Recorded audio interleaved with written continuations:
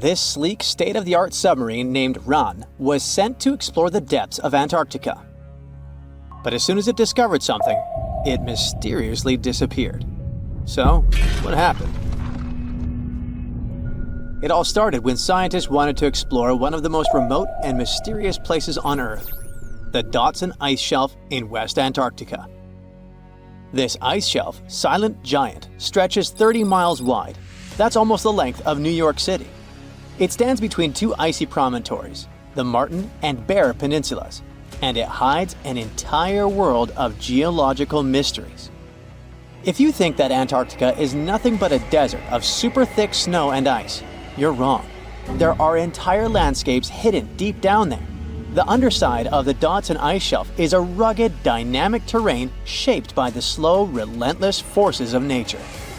There are towering ice formations, deep troughs, and bizarre structures stretching for hundreds of feet. Scientists are super curious about it, but as you can imagine, this landscape isn't easy to explore at all. To find out more, we have to scan the area with satellites or try drilling through the snow, trying to collect the big picture, piece by piece. But these methods only gave us vague hints. The real breakthrough happened when scientists came up with the idea to let the submarines explore it. Autonomous submersibles could swoop deep into the icy waters beneath the Dodson Ice Shelf and tell us what's up down there. These robotic explorers have fantastic advanced sonar systems. It's that thing that bats or dolphins do. They can use sound to see the world. Basically, they send out sound waves underwater, and when those waves hit something like the ice shelf above or the seafloor below, they bounce back to the system. Animals feel how long it took for the sound waves to return and how they changed. And this helped them understand what's located where. For example, clicks that dolphins send out tell them where the fish are.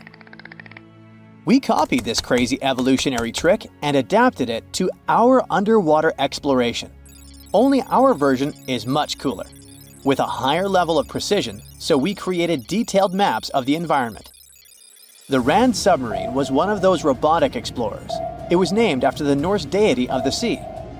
Ran had been meticulously programmed to navigate a treacherous landscape of Antarctica. But even with all this training, its journey led to an unexpected and eerie end. In 2019, Ran was sent to explore the depths beneath the Dodson Ice Shelf. It was a hero, the first one to go on a mission like this. The team said it was like seeing the other side of the moon. For 27 straight days, it worked tirelessly. It traveled over 620 miles beneath the thick ice. That's like a journey from Paris to Berlin. Ran went further and deeper than anyone could have imagined. At one point, it reached over 10 miles into the glacier's belly, and what it discovered down there was astonishing. Scientists thought there would be some smooth, uniform ice surfaces, but Ran revealed an underside marked by huge cracks, ridges. There were formations that looked like sand dunes, frozen in time. And finally, it found some mysterious swirling and teardrop-shaped patterns. They all looked more like art than geology. This actually tells the story of ice shelves and the ocean around it. Warm water sneaks in under the ice and melts it from below. Sometimes it smooths the ice out, but other times it carves out these weird, uneven shapes that look like patterns and drawings. And some of these shapes are huge, over 1,300 feet long. That's about 3.5 football fields. The reason why they look like swirling doodles is because the Earth spins. It makes the water turn in special ways, bending the shapes and drawing these spirals. It's called the Coriolis effect. Imagine you were on a merry-go-round and tried to throw something like a ball. It would go in a curve, not a straight line. Same thing happens with the water on Earth. Later, scientists found similar patterns in other Antarctic ice shelves, though they weren't as epic as the ones under Dodson. But Ran also discovered something horrifying. Turns out that these warm waters, aside from being great artists, are also a huge danger. The Dodson Ice Shelf isn't just hanging out serenely on the sea. It's part of a very delicate system and acts as a protective barrier that holds back huge glaciers in West Antarctica. The ice shelf is floating on the ocean, but it's still connected to the land. As warm water sneaks underneath it and the ice melts, the Dotson can't hold on to the land as tightly anymore. The protective barrier starts to weaken, and this lets the glaciers behind it move faster into the ocean. When those glaciers flow into the sea, they add more water, which could cause sea levels to rise, eventually changing our coastlines. Rand stumbled upon huge pockets where the ice was melting at alarming rates, all due to powerful underwater currents. It was like seeing a ticking clock on the glacier. The stakes were high, but luckily the submarine was ready. This time, it managed to return. And then, it worked for 5 more years, helping scientists with tons of useful data. The missions were daunting. There could be periods where Rand slipped into the pitch-black cavity beneath the glaciers, spending 24 hours without communication. But it was mapping every peak and every valley. It gained experience from over 40 missions below ice. Then, in early 2024, Rand went on a mission to the Thwaites Glacier. The mission was bold from the start. This place is also ominously referred to as the Doomsday Glacier. It's called that because it's slowly melting and has the potential to raise sea levels worldwide if it collapses, causing catastrophes everywhere. That's why Rand was dispatched to explore its underbelly, a place that had never been mapped so intricately before. The idea was to uncover the glacier's secrets, study how rapidly it was melting and why. This was Rand's second time exploring Thwaites. During the previous visit, it became the first sub to ever map the glacier's underside. Rand was exploring the depths from 650 feet to 1,650 feet. It sent a lot of data about how the Doomsday Glacier was slowly melting due to warm ocean currents. But while venturing into these icy depths, something went wrong. Out of nowhere, Rand vanished. Without warning, without a trace. One moment it was sending back crucial data, and the next it had slipped into the abyss. No distress signals, no final transmission, and it didn't return to the point it was supposed to.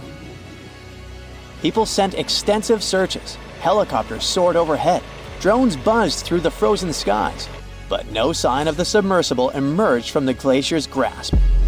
After a while, Rand's batteries would certainly run away, so at this point, it had definitely been swallowed by the abyss beneath 1,500 feet of ice. That was a huge and sad loss for the scientific team. The scientists at the University of Gothenburg are now looking to replace Rand and continue their important research under Thwaites. To this day, scientists have no idea what happened to it. Some say it may have been trapped in the ice. Others believe it was pulled away by an unseen current. It also might have collided with something unexpected. Whatever the truth is, its disappearance has left scientists stunned, and it looks like the ice shelf will hold on to its secrets a little longer. At least we gained a treasure trove of knowledge from Rand's journey. Scientists keep exploring Antarctica, looking for history that hides under the snow. For example, they discovered that around 90 million years ago, a lush temperate rainforest thrived near the South Pole. They revealed an ancient world far warmer than they ever imagined. Deep in Antarctica, they unearthed fossilized roots, pollen, and spores preserved in the soil. All this shows that there was a swampy rainforest that flourished despite months of polar darkness. All these discoveries changed our understanding of Earth's climate, both in the past and the future. Look at those lush coniferous forests and tundra. What a wonderland! You may have mistakenly thought it's Canada, but it's not. It's Antarctica, about 34 million years ago. So what makes Antarctica this frigid today?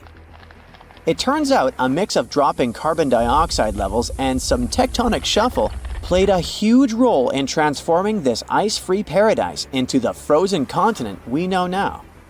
About 50 million years ago, CO2 concentrations were sky high, strutting around at around 1,000 to 2,000 parts per million. But as those levels tumbled down, global temps started to drop, paving the way for the mighty ice sheets that later took over Antarctica. While the CO2 dive was happening, tectonic activity was also working its magic. The big split between South America and Antarctica opened up the Drake Passage, which created the Antarctic Circumpolar Current. This powerful current acted like a bouncer, keeping warm air and ocean currents from crashing the Antarctic party and helping keep things rather frosty. If you mix up Australia and Antarctica, you're not that wrong. These two continents used to be one. If you mix up Austria and Australia, it's much worse. By the way, don't fall for the internet myths and memes. There's no help desk in Austria specifically for people who intended to fly to Australia. Now, look at this magnificent Australian pink beach. It's precious, and not in a figurative sense. Those mysterious pinkish sands are actually garnet, and it's widely used in jewelry. Geologists studied those sands and came to the conclusion that the garnet contained there is older than local mountains. That doesn't make sense, right? In fact, it does. You see, Australia didn't used to be this very detached continent as it is now. Many millions of years ago, Australia and Antarctica were part of the supercontinent Gondwana, and glacial erosion released the garnet, which eventually made its way to the beach. These sands formed when South Australia was flat and chill, long before the mountains appeared. Most garnet gets washed away, but this batch has a rich history, tracing back to glacial rocks in the Transantarctic Mountains. So this pink sand comes from an ancient mountain range hidden under Antarctic ice. Not only does Antarctica ice hide gems like garnet, if you look harder, you might find entire buildings. Sounds insane, but this is exactly what a British explorer did. His name is Chris Brown, and he uncovered an entire building beneath the ice. He was traveling to the pole of inaccessibility, and it all started with a bummer. Chris and his son had their plane broken. Suddenly, they spotted a lone bust peeking out of the snow. This place was an old meteorological station. Despite freezing conditions, Chris and his son Micah had a blast exploring. Chris is on a mission to conquer all 7 earthbound poles of inaccessibility and has tackled 5 so far. I guess you already know that Antarctica is the largest desert on Earth, much larger than the Sahara or the Gobi. Still, despite being the driest continent on Earth, it boasts a seriously weird waterfall. Nestled in the mesmerizing McMurdo Dry Valleys, it's 5 stories tall and looks like it's gushing blood. It's even called Blood Falls. It may look outlandish and even frightening, but its nature can be easily explained.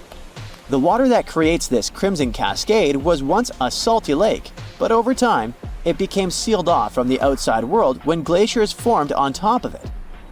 Now, this ancient water hanging out 1,300 feet below the surface has cranked up its salt levels to 3 times saltier than the ocean. This salt water is also loaded with iron and gets 0 oxygen or sunlight. When the iron-rich water trickles through a crack in the glacier and meets the air, it rusts up, turning dark red. You may have mistakenly heard that no bug species belongs to Antarctica, but it's not exactly true, because there's this tiny Antarctic midge living there. Plus, there are some spiders too. Those aren't your average spiders hanging out in the darkest corners of your apartment. Those are critters lurking in the chilly darkness of the Antarctic ocean floor. These little marine creepers are actually arthropods and can stretch around 20 inches across. As if that wasn't bizarre enough, they also breathe through little holes in their legs. Quick question. What's the color that you associate most with Antarctica? I'm sure it's white. That's my association too. However, Antarctica may look like a slice of watermelon. That colorful snow comes courtesy of a tough little algae called Chlamydomonas nivalis. When things start to warm up during the Antarctic summer, these little guys release their vibrant red and green spores, painting the snow in wild and funky colors. But it's best to steer clear because that snow is not just a pretty sight. It's also toxic and definitely not edible. Searching for fossils is always a blast, but when you're in one of the most remote spots on the planet, it gets even more exciting. A diverse team of scientists recently hit the mother lode, pulling in over a ton of fossils from ancient marine life, dinosaurs, and birds from the late Cretaceous period, about 71 million years ago. Their adventure kicked off with a flight to South America, followed by a 5-day trek through the infamous Drake Passage. Upon reaching Antarctica, they set up camp using helicopters and inflatable boats. You might be thinking, why dig in Antarctica with all that ice? Well, it turns out there are places where rocks pop up, depending on the season.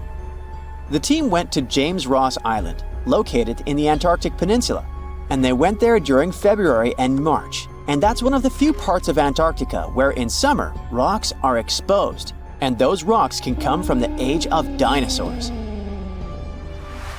The expedition was a success, as they discovered over a ton of remarkable finds. Next up, the fossils will head to Chile before making their way to Pittsburgh's Carnegie Museum of Natural History. Among their discoveries, they found relics dating back about 71 million years, alongside some around 67 million years old, including plenty of snails, clams, and various marine creatures. Yikes! Look at this creepy sea worm. It could live in LA and be a star in a horror movie, but it chooses to call the chilly waters of the Southern Ocean near Antarctica its home. These worms can grow up to 8 inches long and 4 inches wide, but don't let their spooky exterior trick you. Research suggests they might actually be superheroes in disguise, playing a vital role in keeping ecosystems buzzing. Now, see that head? It's not really a head, it's just a retractable throat that helps this toothy creature chow down on its meals. Antarctica has many creepy critters to offer. Let me introduce you to the Antarctic strawberry feather star. It's not like Patrick from SpongeBob though. It's more like a deep-sea creature straight out of a horror movie. Picture this, 20 wiggly arms, some stretching up to 8 inches, all decked out with these bizarre little bumps. Yikes indeed. Back in 2014, scientists buried 34 seismic monitors in the snow on the Ross Ice Shelf, which is huge. Think of it as an ice slab the size of Texas, just chilling over the Southern Ocean. These clever little machines picked up a nearly non-stop buzzing. Even though our human ears usually can't catch these low-frequency sounds, scientists have worked their magic and made them audible for us. They even shared the creepy audio online. A glaciologist from the University of Chicago says that if you could hear this vibration, it'd sound like a swarm of cicadas taking over the backyard in late summer. But these glacier explorers weren't trying to capture spooky tunes. They're actually on a mission to monitor the Ross Ice Shelf because things are heating up, literally, and the ice is melting faster than ice cream on a hot day. Ice shelves are like Earth's safety plugs, keeping all that massive ice from surging into the ocean. So what exactly is making all that noise? It's likely just strong winds whipping across ice dunes, creating a kind of natural vibration. Ooh, you're diving into the dark and icy waters of Antarctica. The airy blue darkness is enveloping you, reminiscent of the vast expanse of open space. In these depths, where you least expect to encounter any living creature, you suddenly hear a loud, strange sound. A quacking noise, as if a giant duck was hidden in the deep. In 1960, researchers first recorded this sound and named it bioduck. Clever. For decades, they tried to unravel the mystery of its source. Was it a giant kraken? An extraterrestrial spaceship that had crashed into the ocean? A mysterious sea monster? Or perhaps an enormous duck? There were many versions, one more bizarre than the other. Oceanographers detected similar sounds in other locations as well. Off the western coast of Australia and near New Zealand, they recorded similar but higher pitch signals, which they named bio-goose. It seems the creepy atmosphere of the story disappears with such names. Anyways, these sounds were not isolated incidents. They happened multiple times with consistent intervals. Many initially thought the source must be mechanical, given the regularity of the sounds. However, studying the oceans in the latter half of the 20th century was challenging because of limited technologies. Nevertheless, scientists persisted in collecting data on bioduck and biogoose, driven by their insatiable curiosity. As more data accumulated, so did the theories. But scientists eventually uncovered the mystery. Bioduck turned out to be a form of communication with a biological origin. When researchers analyzed the repeating sounds, they noticed that the signals never overlapped. One source would speak while the others remained silent, suggesting a form of communication. The question remained, which ocean creature possessed such an extraordinary method of communicating through varied frequency sounds? The answer, as many have guessed, is whales. Scientists compared the bioduck sound from Antarctica with the calls of minke whales and found striking similarities. The biogoose sounds from the waters off Australia and New Zealand likely belong to other species or very young minke whales. This discovery, however, only deepened the mystery. What purpose did these sounds serve? Were the whales discussing their dinner plans, laughing at the humans recording their voices, or perhaps sharing deep insights about the universe? The possibilities were endless, but the most astonishing revelation was that humans might one day learn to communicate with these magnificent creatures. Communicating with whales is no longer a far-fetched idea. Scientists from the University of California have already established contact with a humpback whale named Twain. In a groundbreaking experiment, researchers conducted a 20-minute conversation with the marine mammal. Here's how they did it. The specialists went on a marine expedition to the coast of Alaska, where they recorded the sounds of a group of humpback whales. Then they played these sounds through speakers, sending the signals back into the ocean. The recorded sounds resembled a greeting, like, "Hey, what's up?" but in the whale language. These greetings are used by whales to call each other or indicate their location. Now, soon after sending the signals, the researchers received a response. Twain approached the boat, circled it, and replied with a "hey" of its own. This marked the beginning of the first ever human-whale conversation. For 20 minutes, the scientists sent 36 signals to Twain, and each time the whale responded. Moreover, it waited for time intervals before answering. That is, the team received a response from the whale, waited 10 seconds, and turned on the sound again. Researchers then waited 10 seconds and answered. It seems that Twain was a very delicate interlocutor. Maybe it was a gentleman in the whale world, who knows? Or maybe it was simply intrigued by the unusual interaction. The signals used in this communication belonged to a group of whales that included Twain. It's likely that the researchers had recorded Twain's own sounds and used them to communicate with it. In a sense, Twain was conversing with itself. Now let's continue our journey and venture into the deepest oceanic trench on Earth, the Mariana Trench. A quick reminder, the Mariana Trench is a colossal chasm in the ocean floor, stretching over 1,500 miles south of Japan and reaching a depth of nearly 36,000 feet at its deepest point. To put that into perspective, the height of the Burj Khalifa, the world's tallest building, is like 1/10 of the Mariana Trench's depth. Now imagine this. In this deep, dark abyss, scientists recorded a strange sound.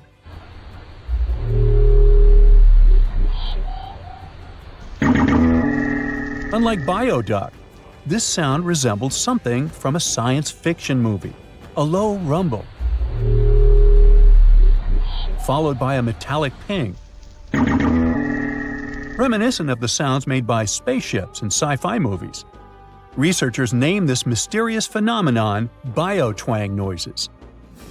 Scientists first detected this strange sound in 2014 during an acoustic survey of the Mariana Trench, and they quickly identified its source: whales, specifically Bride's whales. Using artificial intelligence, researchers analyzed around 200,000 hours of audio recordings from the ocean and found matches with a group of Bride's whales. Like other animals, these whales use sounds as a form of communication. Now, did you know what else was found at the bottom of the Mariana Trench? A plastic bottle. It's unlikely it was done by a kraken or a whale or some type of monster. Everything is simpler here. The bottle ended up there because of a human. But that's a topic for another video. Okay, let's deal with one more sound. No whales this time, just a mysterious sound in the loneliest place on Earth.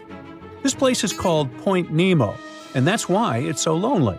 Located in the South Pacific Ocean, Point Nemo is the most remote spot from any land.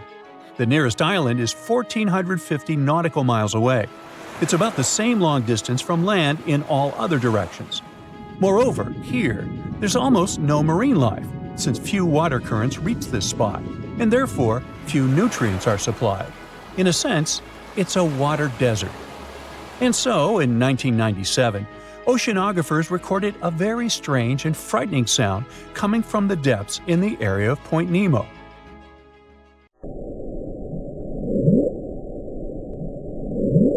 It was something gigantic and scary. People called it the bloop. As soon as journalists found out about this phenomenon, people around the world began to invent the most fantastic versions. The most popular of them was that the sound source was a giant sea monster, kraken, or some other creature. The hype around the bloop didn't last very long. Scientists managed to find out the nature of the mysterious noise. It turned out it belonged to an iceberg. When they crack and collapse, they create powerful ultra-low frequency sounds that can be heard from a very long distance. To confirm this version, scientists recorded the sounds of other icebergs and heard something similar to the bloop. Oh, by the way, Point Nemo is so lonely that space agencies drop out-of-service satellites here. Space objects just fall in the water. There's a 99% chance that no animal or human will be harmed by falling debris in this lonely place. That's why many people call it the satellite cemetery. But what if, someday, a spaceship from another planet falls here? What if it has already fallen in Point Nemo and sometimes emits an emergency signal that breaks through the ocean? Ooh. All the mysteries you have heard have already been solved. How about we end this video with a mystery that still baffles scientists? Meet upsweep.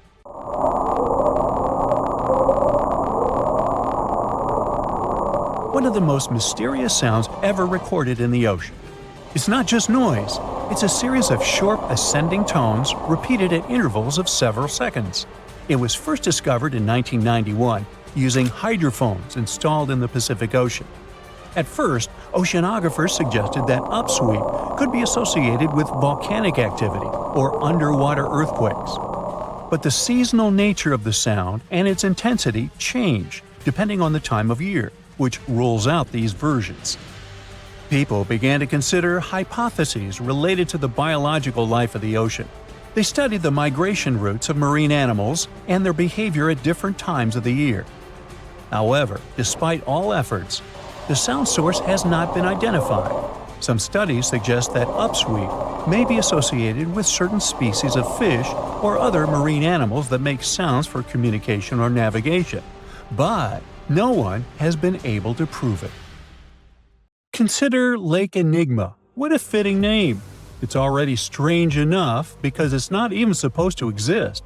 But now, we stumbled upon actual life deep beneath it. And this just might help NASA in their search for life in outer space. The lake lies deep in the icy heart of Antarctica, so it's not really a water pool like we're used to, more like a lake-like block of ice, or so we thought. Just recently, Italian scientists discovered a secret that had been buried for ages, an actual body of water, and in this water, life is thriving. Various microorganisms, and even some weird little hunters. Which is super weird, since Enigma sits in a remote and harsh corner of our planet, the northern Victoria Land in Antarctica. The entire South Pole is cold, but in this place, temperatures can plummet to a horrifying minus 41 degrees Fahrenheit, though on average it's around 7. Chilly.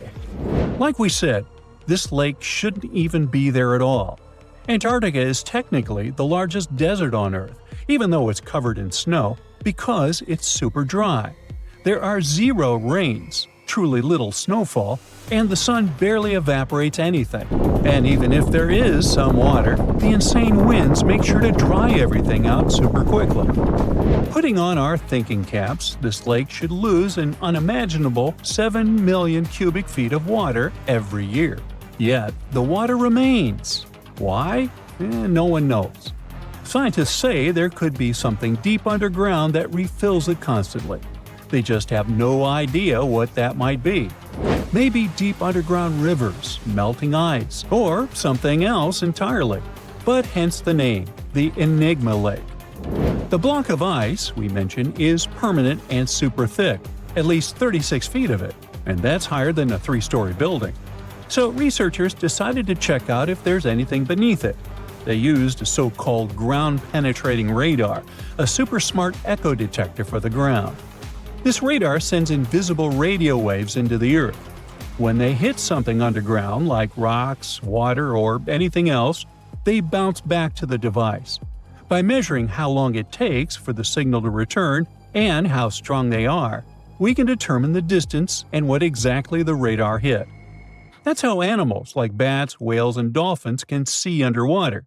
And we humans stole this cool nature idea to research buried structures and hidden caves.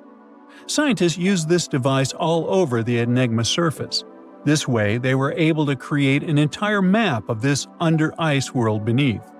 The water itself wasn't surprising. It's the unique ecosystem in it that shocked them. Unfortunately, no secret monsters or extraterrestrial secrets this time. But there are microorganisms there that may not exist anywhere else on Earth. Somehow, these creatures have managed to survive in complete isolation and extreme cold. It's not that we don't know these microorganisms, we've met them before, just not exactly like this. There are a couple groups hanging out down there. The first one is Bacteroidota. They love breaking down complex molecules, especially in your stomach, and help digest tough plant fibers. They mostly hang out inside us, but in the outside world, we might occasionally find them in soils and oceans. Then Actinobacteriota, genius chemists among bacteria. They decompose organic materials and help the soil get healthier. They're also famous for producing antibiotics, so we owe a lot of our medicine to them. The third one is Pseudomonadota. These guys weren't a surprise. They're crazy adaptable. They can thrive pretty much anywhere, from soil to water to the human body. Some of them are good, helping plants grow and in nutrient cycles, but others can be opportunistic pathogens. Ooh, bad guys. But what is actually a surprise is that Lake Enigma has tons of passibacteria. They're ultra small even for microorganisms and can barely do anything themselves. So they prefer to live in symbiosis or be little parasites, relying on their hosts for nutrients and other necessities. All these little chompers might be ancient. They could be remnants of a time before the lake froze over completely, which is hundreds of thousands of years ago. It's simply weird to encounter these bacteria in the Enigma Lake, especially the little parasites. Passibacteria usually love low-oxygen environments, but this lake is very oxygen-rich, not even mentioning an almost 40 feet of ice above. So all this means that even though we know who these guys are, this specific species might be new to us. They could have evolved with some unique adaptations and abilities using the lake's unusual chemistry. They probably rely on a super simple and delicate food web. Some of the microorganisms produce energy from light, well, whatever light gets down there, or the lake's chemicals. The symbiosis guys most likely survive by living on or inside their neighbors. Yep, these microscopic creatures hunt each other. Nope, things can't be peaceful even in a place like that. If we find out what their secret to survival is, we might learn more about chemistry, medicine, and even extraterrestrial life. Because if life can endure such extreme conditions, then it can probably appear pretty much anywhere, including our closest neighbors, Europa or Enceladus, the moons of Jupiter and Saturn. They definitely hide oceans beneath their frozen surfaces, and now there's a very high chance there might be some life there. Antarctica must be the closest thing we have to extraterrestrial exploration before we actually land on other planets. It's full of hidden mysteries and surprising creatures. Even outside of Lake Enigma, the South Pole harbors life. Just take the McMurdo Dry Valleys, which are often referred to as Earthly Mars. These are among the most mysterious and extreme places on our planet. They're stretching across Victoria Land in Antarctica, and this is one of the driest places on Earth. Makes sense if you remember the name. Surprisingly, unlike other parts of the South Pole, this land is almost entirely devoid of snow and ice, just lots of super cold ground. There might even be some sand dunes nestled here and there between the rugged mountains. The ground is mostly covered in loose gravel, scattered with ancient rocks made of granite, and something interesting called gneiss, just spelled differently. It's the type of rock that's been through a lot, literally. It's usually born when granite and sedimentary rocks have to endure insane pressure or horrifying heat for a while, a process called metamorphism. These conditions are so intense that they literally rearrange the minerals into layers. That's why gneiss has such beautiful foliated looks. It's the planet's version of baking a layered cake. It's amazing because this place is almost exactly the way it was millions of years ago. These valleys are frozen in time, and they give us a little glimpse into Earth's distant past. And that includes life. Once again, local winds are absolutely terrifying gusts of cold air racing downhill, and they evaporate snow faster than it can even melt. So, logically, you shouldn't find much water here, not even mentioning life. But somehow, you can still stumble across frozen lakes and saline ponds in the dry valleys. And local life stretches all reason and our understanding of biology. It exists inside the rocks themselves. Microorganisms are hidden in slightly moist cracks and crevices. Deep inside, there's endolithic bacteria. These guys are super chill. Instead of moving around like other microorganisms, they always stay put inside their little rocky homes. How do they survive? Through photosynthesis. Just like plants, they take teeny tiny parts of light that gets in crevices and acts like little solar panels, getting energy from the sun. Meanwhile, in another place, beneath the Taylor Glacier, there's bacteria that literally doesn't eat anything. Not comfort, not sunlight, not even oxygen. These guys rely on a diet of dusty rocks and sulfur to fuel their weird metabolisms. By breaking down sulfur and iron, they get energy to sustain themselves. This way, they easily survive in deep seas at sub-freezing temperatures, completely cut off from sunlight, oxygen, and the world itself. This place is fascinating for both its life and the lack of it. In some parts of the valleys, like University Valley, yes, that's what it's called, the permafrost is so harsh that no microbes were found at all. This might be one of the only places on Earth where life appears to be completely absent, a quite scary idea. Anyway, now scientists are thinking about learning more about Lake Enigma and drilling this Mars-like environment, exactly for that reason, to see how we could get samples from Mars in the future. So, there's a mysterious doorway in the middle of Antarctica. Some people think it's Bigfoot's vacation home, or a shuttlecraft from Star Trek, or maybe a door to Agartha, a mythical kingdom some people believe is located in the center of the Earth. Well, the scientists debunked all these poetic theories and explained that what looks like a mysterious doorway is located in an area of fast sea ice. It's offshore of the coast and is full of little islands with shallow water around them. When ice flows around hard rocks hidden underneath, it can create patterns that look odd but are totally normal. In this spot, the ice is thin, so the rocks underneath have a big effect on how the ice moves. The cold winds in Antarctica also shape the ice and snow and make it look like they're lines and shapes. So, the mysterious doorway is just a rocky ridge poking out because the ice has melted a little. The top of the doorway is the tip of the rock, and the sides are snowy trails left by strong winds blowing in the same direction. It's essentially an iceberg that got stranded and is melting in one place. One YouTuber found another out-of-place mysterious object more than 150 miles off the shore of Antarctica, a 400-foot-long ice ship. The internet went wild with theories like that the ship must have ended up there right from the Bermuda Triangle. But there was no scientific proof that it was a ship and not just a large chunk of ice. and once some other internet users revisited the place, they noticed the ice melted in the summer and the hypothetical ship was gone. Another mysterious Google Maps find in Antarctica was a pyramid.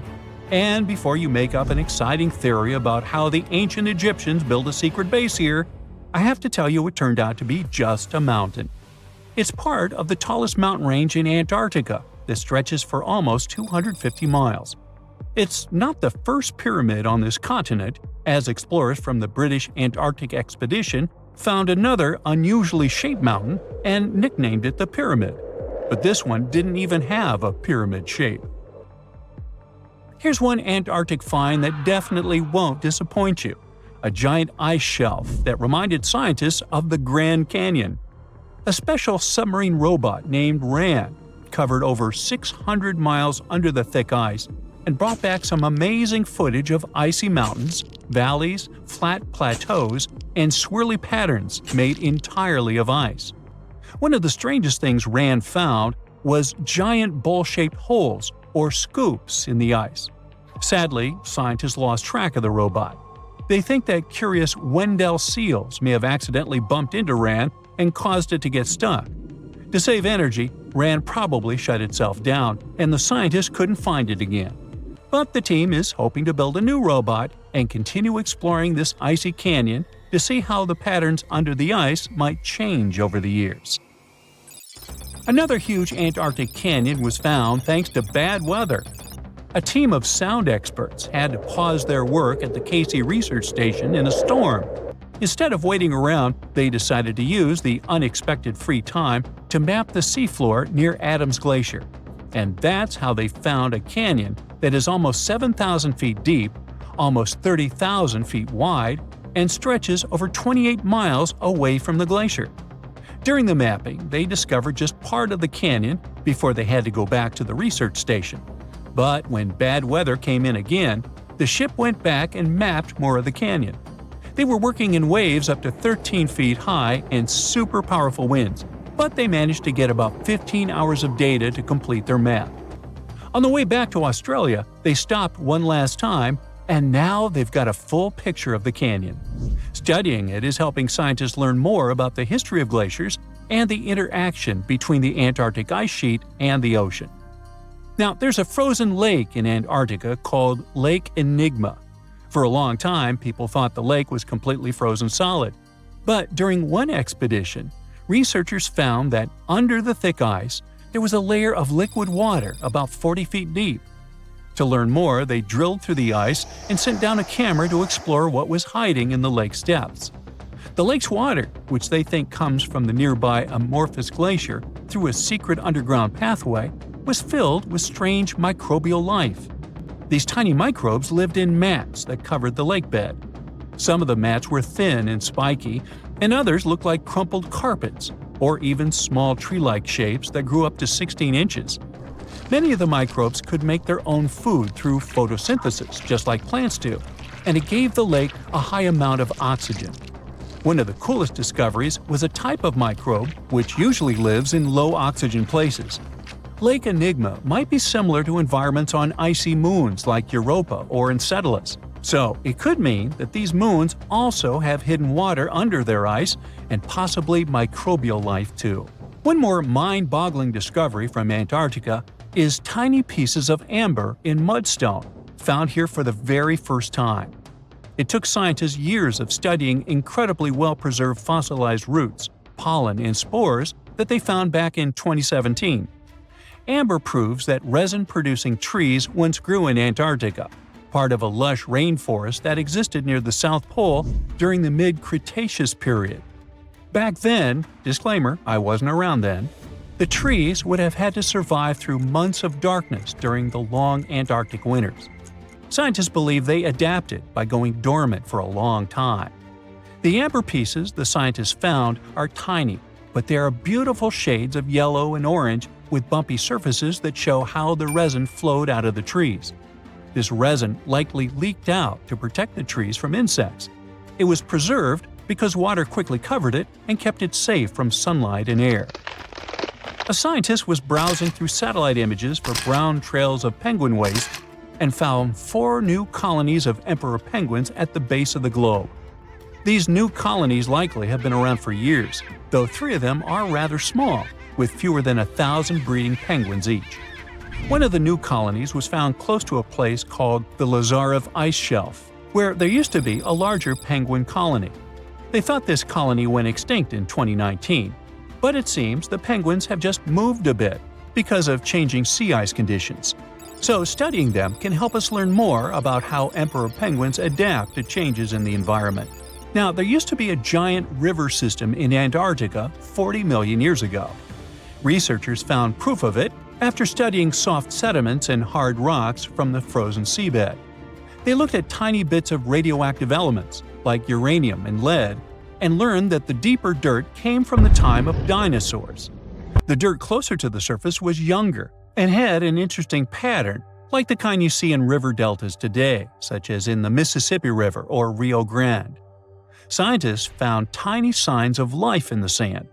The river that once flowed here started in the Trans-Antarctic Mountains and traveled 930 miles before it reached the sea. Researchers kept studying newer layers of dirt from about 20 million years ago. They hope this will help them predict what the Earth's weather patterns might be like in the future.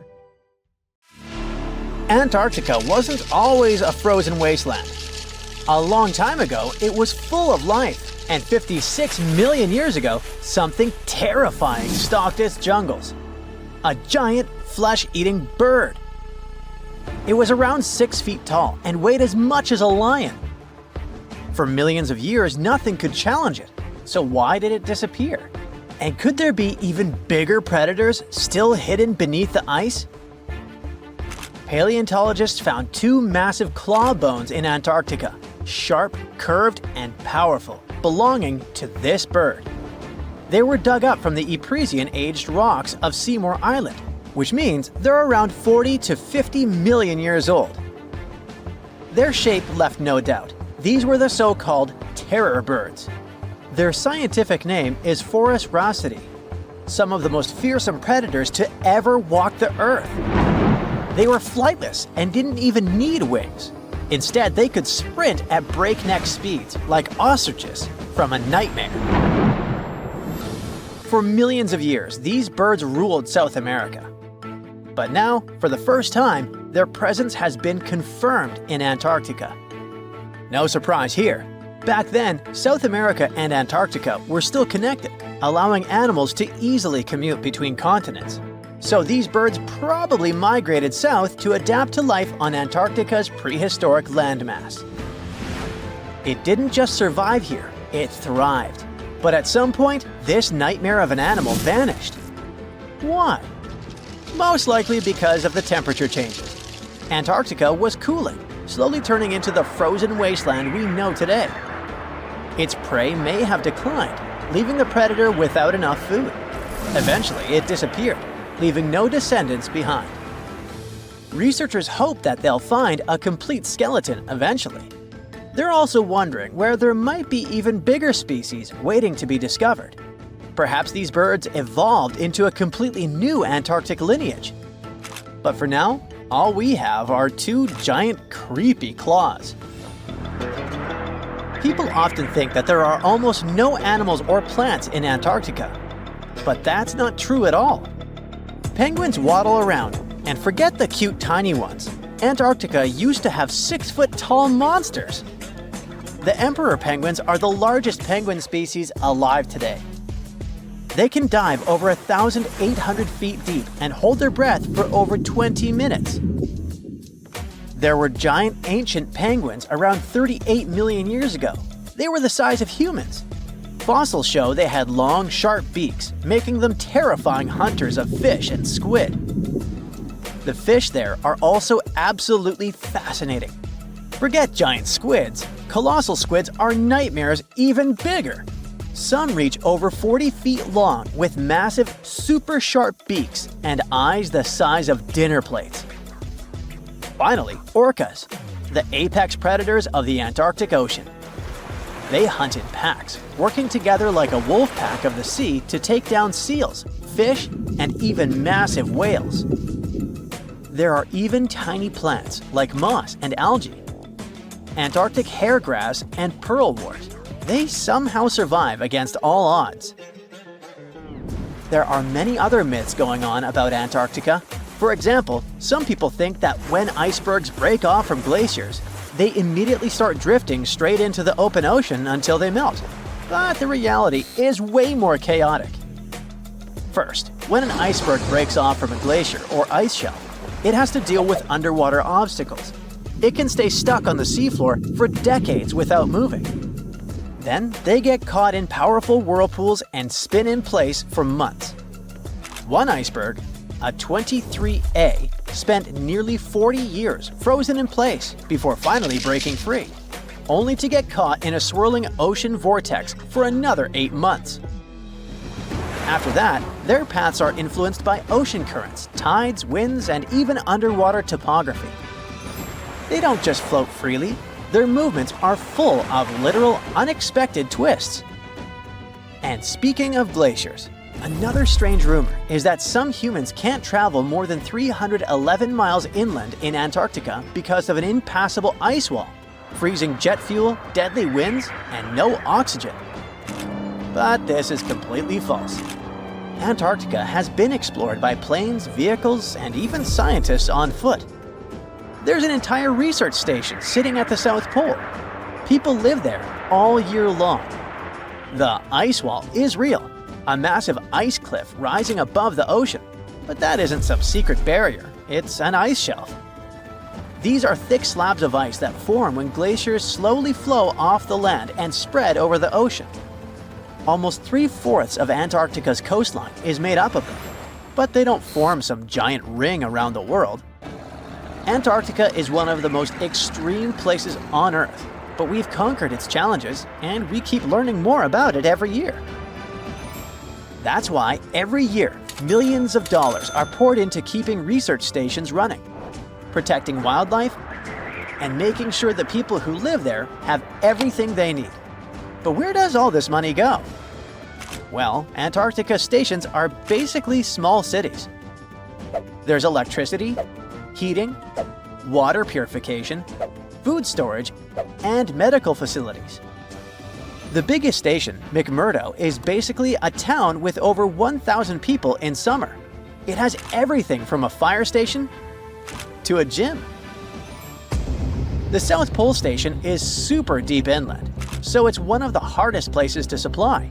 Getting food and fuel there requires airplanes flying thousands of miles in extreme cold. But the internet loves a good mystery. When Google Maps revealed what looked like a massive doorway in Antarctica, conspiracy theorists went wild. People joked about everything from Bigfoot's vacation home to a secret base, or even a Star Trek spaceship hangar hidden in the ice. But there's a way simpler and less exciting explanation. It's actually a grounded iceberg, a chunk of ice that got stuck in shallow water and is now slowly melting. As ice moves across the landscape, it flows around bumps and obstacles, creating odd shapes. The process of melting, breaking apart, and refreezing can carve ice into unexpected forms. Antarctica also has incredibly strong downward-blowing winds that sculpt ice into dramatic formations over time. No secret doorway, unfortunately. And speaking of doors, for years, Ushuaia, Argentina, has been called the gateway to Antarctica, the last stop before the icy continent, the place where expeditions begin. But there's another option. Punta Arenas, Chile. Let's compare them. Ushuaia is closer to Antarctica. It's the top departure point for tourists going on cruises. But no regular flights to Antarctica. No major scientific bases operating from here. It's basically controlled by the military, which refuses to allow private flights, only commercially operated ships. Yes, Punta Arenas is further from Antarctica, but 22 countries and global organizations use it as their main base. There are regular flights to Antarctica happening there every year. Private airlines can actually operate here, making it the real air connection to Antarctica. Ushuaia may have the best location physically, but Punta Arenas actually runs the show. Argentina made a huge error in picking its Antarctic airbase. Instead of setting up a simple, accessible base at sea level, they built Marambio Base, very high, on rough terrain, completely impossible to reach by land. Everything has to be flown in by helicopter, making operations slow, expensive, and frustrating. For 50 years, Argentina stubbornly stuck to this bad decision, while Chile set up efficient, well-planned bases that the world now uses. If things don't change, Ushuaia will be nothing more than a tourist stop. But what's terrifying is that Antarctica seems to be returning to its past. It's supposed to be the coldest place on Earth, but something shocking happened just recently. For the first time in recorded history, temperatures in Antarctica broke 68 degrees Fahrenheit. This continent is buried under miles of ice. Usually, temperatures there can drop to minus 112 degrees. But in the winter of 2020, scientists recorded an insane 69 degrees on Seymour Island, hotter than many places in Europe at that time. Scientists believe there are several reasons for that. First, there are changes in the way heat moves around the planet's waters. Second, melting permafrost due to the planet warming. It looks like the climate is changing faster than expected. The Loch Ness Monster is actually not from Scotland. Turns out, this real-life creature lived in the freezing waters of Antarctica about 70 million years ago. In 2019, researchers discovered fossils of a huge, prehistoric marine reptile that looked a lot like what people described as Nessie. This beast was terrifying, measuring up to 36 feet long with a massive giraffe-like neck. It also weighed around 15 tons, which is about the size of 3 elephants. Next up on our list of huge animals is a penguin. I know penguins aren't exactly what you'd call big, but scientists have just found what they think might be the biggest penguin ever, the Kumimamu fordyce. It's believed that these giant birds were hanging around New Zealand about 55 million years ago, and they were huge, weighing over 330 pounds. That's about 5 times the size of the emperor penguins, which are considered the largest penguins alive today. Now, let's move on from massive creatures to something much smaller. Meet B. manfredschmidti, a great ape that lived around 12 million years ago in what is now Germany. This creature is very special, as it's the tiniest great ape ever discovered. And when I say tiny, I really mean it. These ancient animals only weighed about 22 pounds. They were basically no bigger than a super chunky cat. If you think small creatures aren't scary, wait until you meet the electric blue tarantula. This newly discovered species from Thailand's mangroves has an almost otherworldly electric blue color. Its vibrant hue doesn't come from pigment, it is actually caused by the unique structure of its hair, which reflects blue light, making it look like an extraterrestrial being. We're going even further now, diving into the freezing pitch-black depths. At around 2,000 feet deep in the Andaman Sea, scientists found a new species of ghost shark, which they named Chimera supape. Their appearance is straight out of a horror movie. They have sleek, pale bodies, frills that look like feathers, and large, creepy eyes. These ghost sharks aren't actually sharks, but they are related, having diverged from their cousins about 400 million years ago. The good news is they're not too scary since they're only a bit bigger than a shoebox. Just when you think we can't find stranger creatures, we come across this ancient amphibian from Brazil. Scientifically known as K. rosae. This newly discovered giant crocodile-like creature lived during the Triassic period, over 240 million years ago. At nearly 10 feet long, it had a powerful jaw, resembling the modern-day alligator. This beast was definitely a survivor since it adapted to the most severe conditions ever seen on the planet. Last year, scientists were tracking the dense Amazon rainforest at night when they found some quirky orange spiders that looked like they were wearing black boots. The team soon discovered it was a new type of giant crab spider. And no, they don't look like crabs at all. They only got their name because, while perched on plants, these spiders spread their legs out to the sides, just like crabs. Do you know that some new species are named after celebrities? Hollywood icon Harrison Ford now has his very own snake, for example. Discovered in Peru, T. Harrison Fordy honors the actor famous for his role as Indiana Jones, an archaeologist with a notorious fear of snakes. Unlike the film's menacing serpents, this new snake species is quite modest in size, measuring about 16 inches long. We also have the Rampholion princei, a small new species of pygmy chameleon from Tanzania that was named after US rapper and poet Prince Iya. He received this honor because of his work raising awareness about global environmental issues. Another celebrity namesake is DiCaprio's snail-eating snake, which hangs out in the shrubs of Panama's forests. This S. Irmelindi caprioi is about 15 inches long and spends its nights on palm fronds looking for snails and slugs. Its round eyes look like glowing coals that can be a bit scary, but overall, the creature is super chill. Even when it feels threatened, it doesn't bite. It just coils up around its head and gives off a really bad smell. Now something a bit more sinister. Meet Venomius tomhardii. Does that name ring a bell? Exactly. This new species of spider was named after Tom Hardy's portrayal of the infamous Marvel character Venom. And all because the black spots on the spider's abdomen reminded researchers of the famous anti-hero. Most spiders of this species were found in Australia at night, sitting in their elaborate webs in forested areas near the coast. When disturbed, these creepy crawlers often hide in silk-lined hollows in tree branches. We've also got something for the Lord of the Rings fans. In the vast and warm waters of the Amazon River, scientists have just discovered a new species of pacu.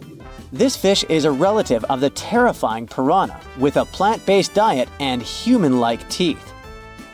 It was named Myloplus sauron because of a bold vertical black mark on its side, which reminded researchers of the fiery eye symbol of the villain Sauron from Tolkien's epic saga. Wait, is that a tanned capybara or a wild dog? Well, actually, it's neither. This is a newly discovered dwarf deer. This tiny creature, about the size of a basset hound, scurries through the forests of Peru. The combo of large eyes, stocky body, and short legs makes this animal simply adorable. This cute little deer is the complete opposite of what we've got coming up next. This bizarre-looking creature is what we believe the beast of 5 teeth might have looked like. Its fossils, found in Chile and Patagonia, showed that it lived during the age of dinosaurs, about 72 million years ago. This finding is just another piece of evidence that mammals had been roaming around that part of South America much earlier than we thought. Moving from the forests of South America to the deserts of Australia, we come across a sand dragon lizard, known scientifically as Cteniferus tayacalpa. With its sandy color and long, lean body, this lizard looks like it could star in a Dune movie. Discovered last year, this sand dragon lizard blends in perfectly with the hot sands of the Great Victoria Desert in southern Australia. For over 10 years, a large-eyed creature managed to hide from scientists who ventured into the mountains of southwestern China. But not this time. In 2023, the group finally managed to take photos of 7 frogs that didn't match any known species.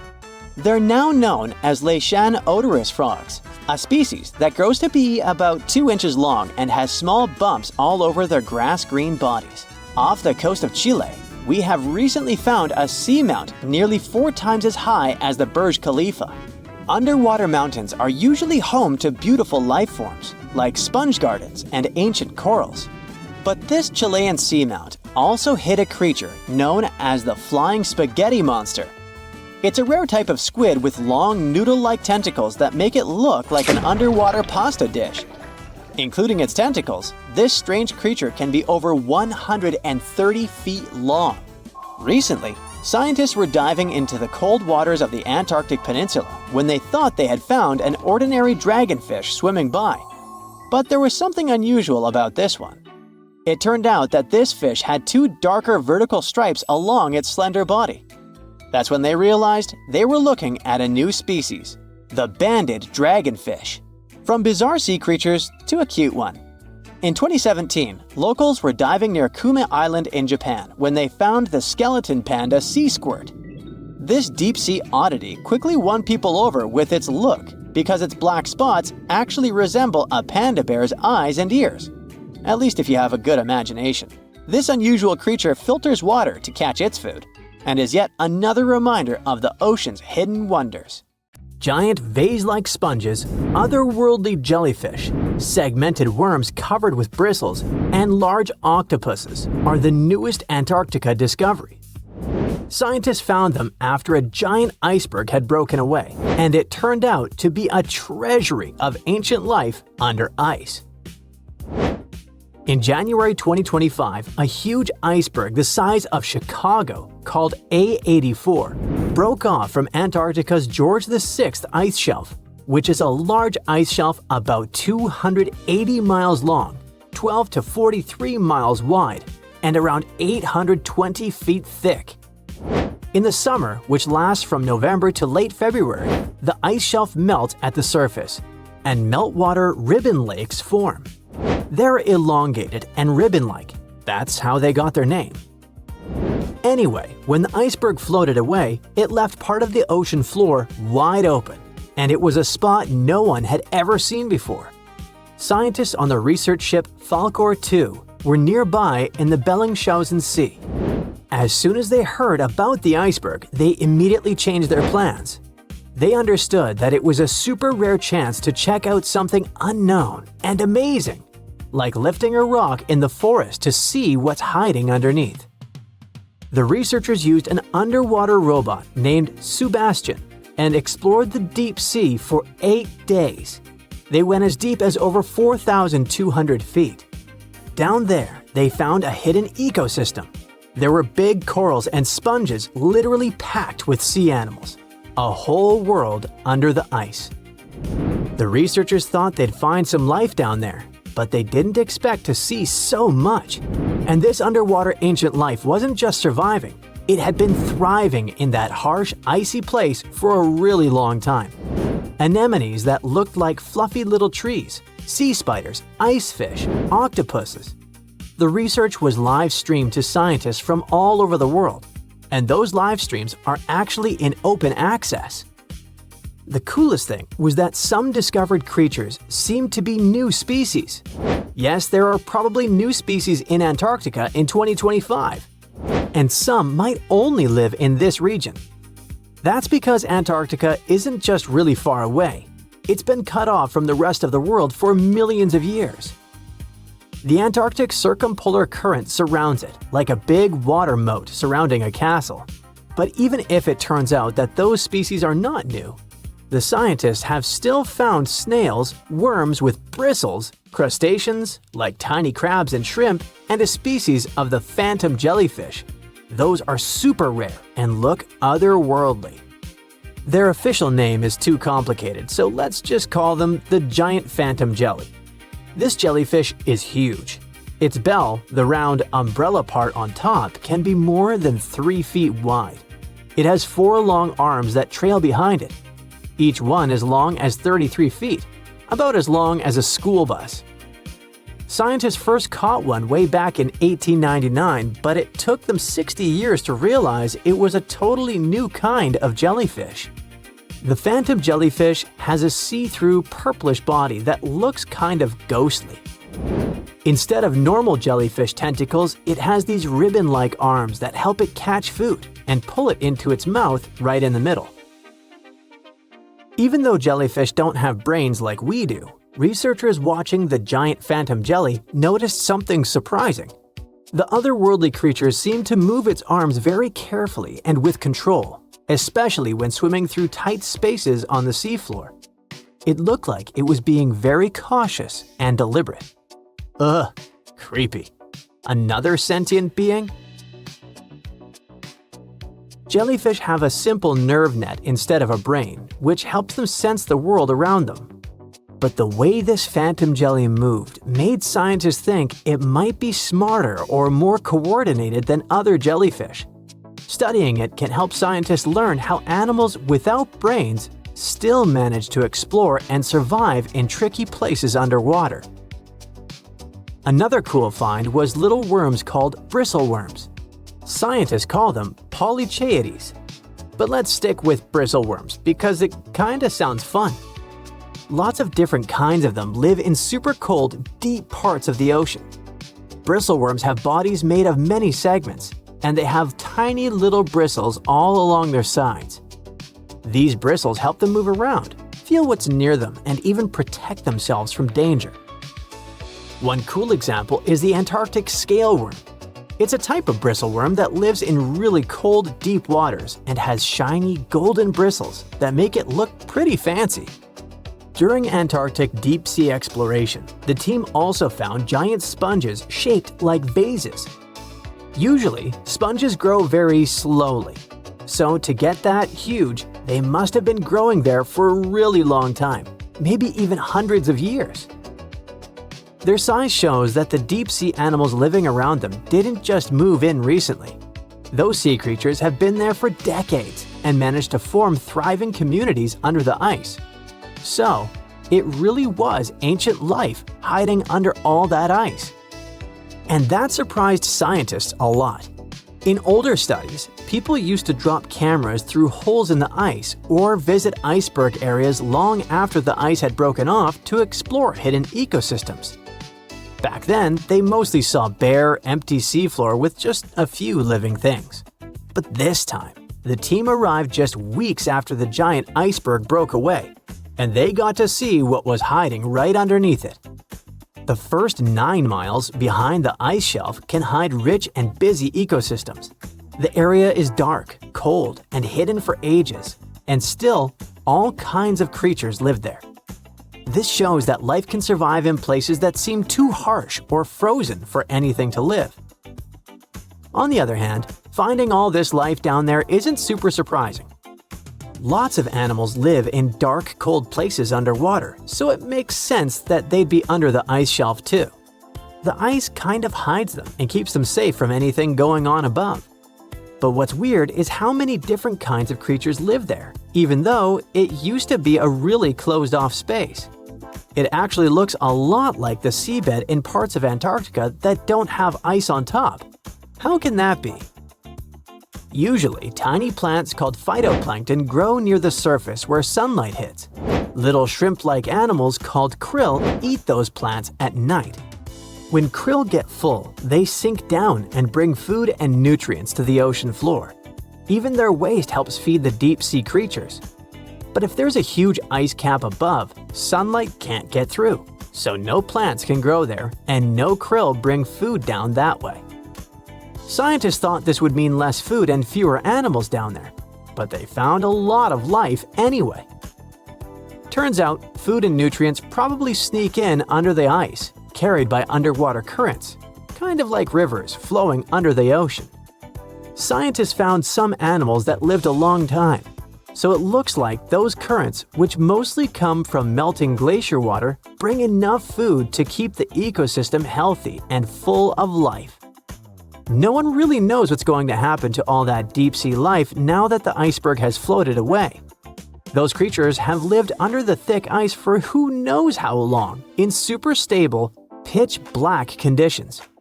Obviously, they're not exactly fans of change, so losing that icy roof might totally mess with their whole setup. One of the scientists mentioned that the ice shelf the iceberg came from has been creeping backward, like 25 miles over the last 50 years.